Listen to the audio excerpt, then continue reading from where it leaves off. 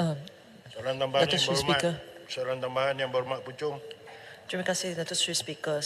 Soalan saya adalah, adakah Menteri telah pun baca laporan yang dibuat oleh Akademi Sains Malaysia tentang laporan tentang recommendation mereka di Transboundary Haze Act yang telah pun disiap pada tahun 2019, dan juga MJM yang kita telah pun bentangkan pada 2019 atas kenapa sebab-sebab Kabinet telah memutuskan untuk kita teruskan untuk membentangkan Transboundary Haze Act.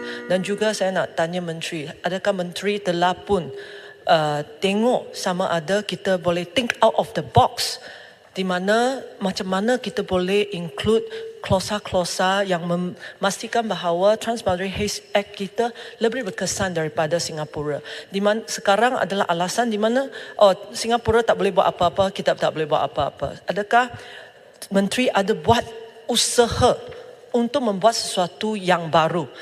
Kerana apa yang saya tengok dengar tadi adalah semua yang langkah-langkah yang diambil oleh kerajaan adalah langkah-langkah yang telah pun diambil oleh kerajaan ataupun menteri yang sebelumnya. Dan memang kita tahu kita perlu membuat sesuatu yang lebih baik, lebih baru. So saya minta penjelasan daripada menteri, sama ada menteri ada usaha untuk tengok Transboundary Haze Act.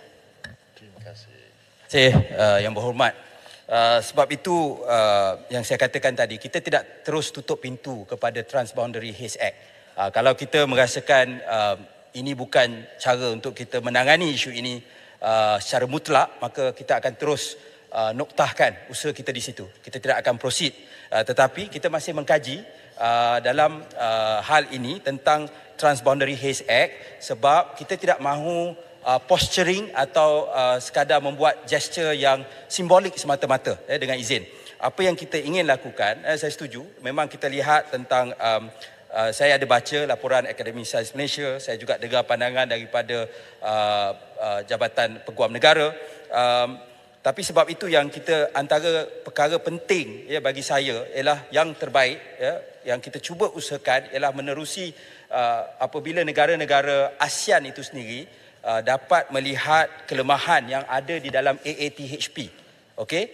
AATHP was actually quite radical for its time, dengan izin. Yang mana AATHP ini dia ada bergerak sedikit di luar kerangka non-intervention ataupun kedaulatan mutlak yang selama ini menjadi pegangan negara-negara ASEAN. Tetapi kita telah lihat apa limitasi AATHP. ASEAN bercakap tentang haze-free ASEAN menjelang tahun 2030.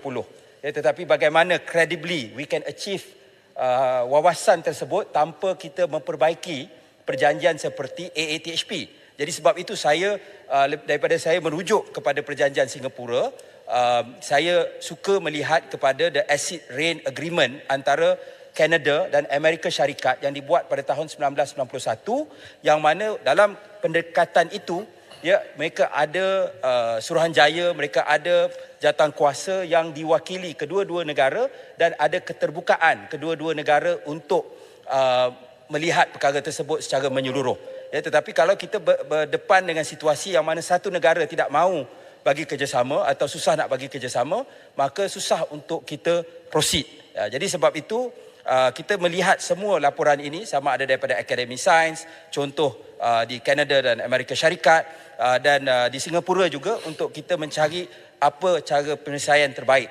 Dan saya berharap sememangnya kita tak boleh terima apa yang ada pada hari ini. Kita kena perbaiki apa yang ada pada hari ini supaya jerebu ini tidak jadi satu perkara yang norma dalam Asia Tenggara sebagaimana kita telah lihat dalam tempoh hampir 30 tahun kebelakangan ini.